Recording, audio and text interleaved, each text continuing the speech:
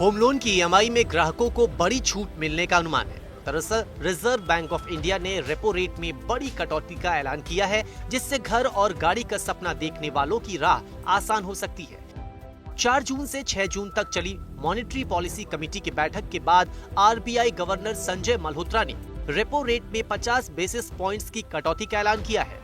इसके बाद repo rate 6% से घटकर 5.5% हो गया है। इस साल ये लगातार तीसरी कटौती है, जिसके बाद फरवरी से अब तक रेपो रेट में 1% की कमी आ चुकी है। The MPC decided to reduce, which is widely expected, the policy repo rate under the liquidity adjustment facility by 50 basis points to 5.5%. I repeat, the reduction recommended by the MPC is for 50 basis points to 5.5%. This is with immediate effect. Consequently, the standing deposit facility rate, which is the STF rate, shall stand adjusted to 5.25%.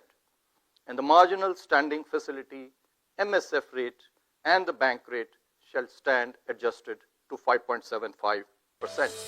इससे पहले फरवरी और अप्रैल में 25-25 basis points की कटौती की गई थी।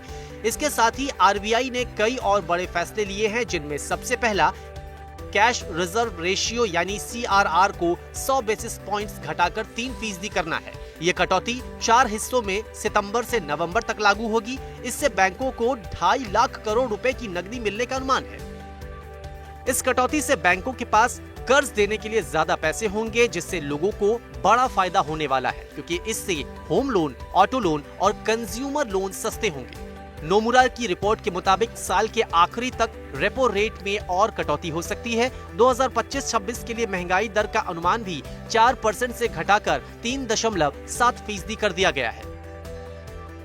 महंगाई दर पहले ही 69 महीनों के निचले स्तर पर है, जिसकी वजह से आरबीआई को ये कमी करने का मौका मिला है। CPI inflation for the financial year 25-26 is now projected at 3.